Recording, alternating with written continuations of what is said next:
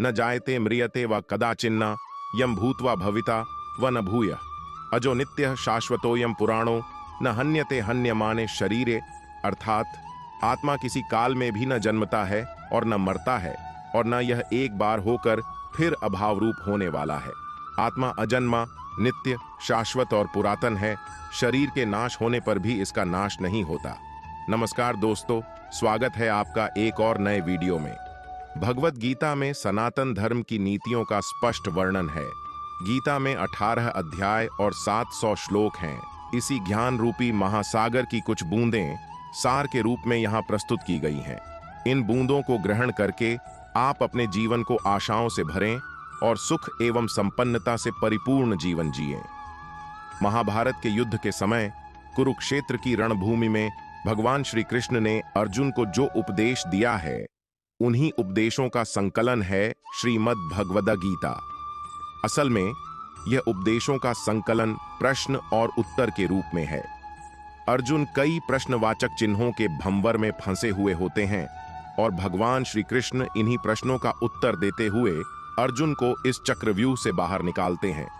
भगवत गीता ही है जो आधुनिक युग में समस्याओं से घिरे हुए मनुष्य को एक कर्मशील जीवन जीने के लिए प्रेरित करती है। गीता ऐसे प्रेरणादायक संदेशों का महासागर है जो जीवन से निराश मनुष्य को आशाओं से भर देती है। ठीक उसी प्रकार जिस प्रकार भगवान श्री कृष्ण ने अर्जुन की निराशाओं को दूर किया और उसे युद्ध लड़ने के लिए प्रेरित किया।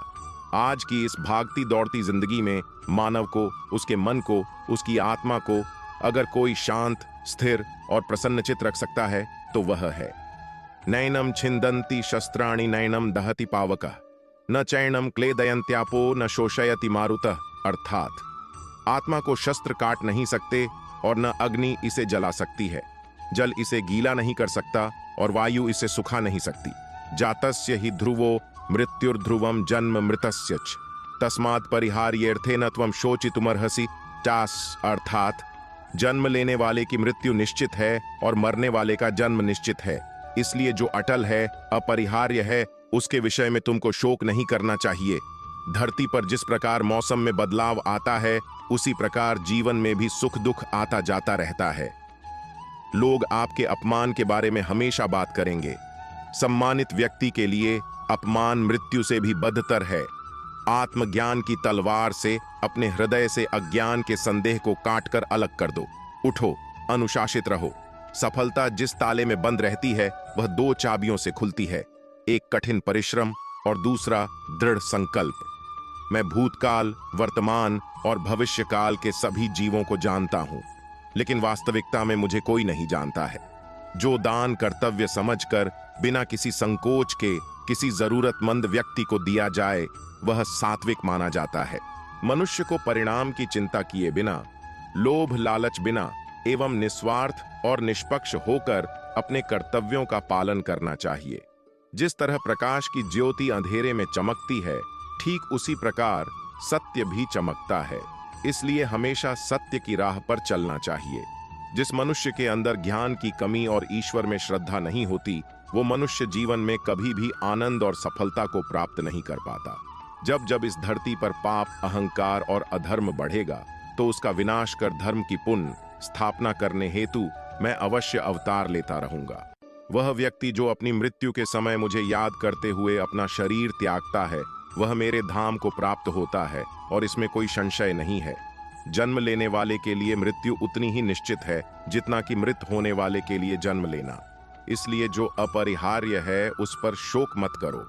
वह जो वास्तविकता में मेरे उत्कृष्ट जन्म और गतिविधियों को समझता है, वह शरीर त्यागने के बाद पुनः जन्म नहीं लेता और मेरे धाम को प्राप्त होता है। जो होने वाला है वो होकर ही रहता है और जो नहीं होने वाला वह कभी नहीं होता। ऐसा निश्चय जिनकी बुद्धि में होता है, उन्हें चिंता कभी नहीं सताती है। अपने परम भक्तों जो हमेशा मेरा स्मरण या एक चित्त मन से मेरा पूजन करते हैं, मैं व्यक्तिगत रूप से उनके कल्याण का उत्तरदायित्व लेता हूँ। जो कोई भी व्यक्ति जिस किसी भी देवता की पूजा विश्वास के साथ करने की इच्छा रखता है, मैं उस व्यक्ति का विश्वास उसी देवता में दृढ़ कर देता हूँ। अच्छे कर्म करने के बावजूद भी लोग केवल आपकी बुराइयां ही याद रखेंगे, इसलिए लोग क्या कहते हैं इस पर ध्यान मत दो, तुम अपना कर्म करते रहो।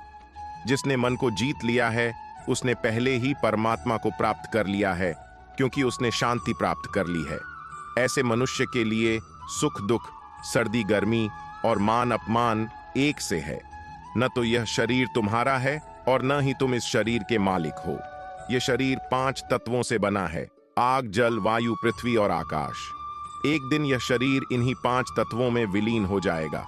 क्रोध से भ्रम पैदा होता है, भ्रम से बुद्धि व्यग्र होती है, जब बुद्धि व्यग्र होती है तब तर्क नष्ट हो जाता है, जब तर्क नष्ट होता है तब व्यक्ति का पतन हो जाता है।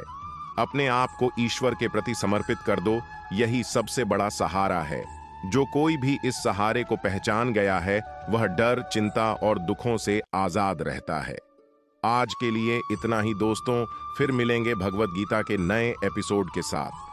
तथा चैनल को सब्सक्राइब करना ना भूले। जय श्री कृष्णा, राधे राधे।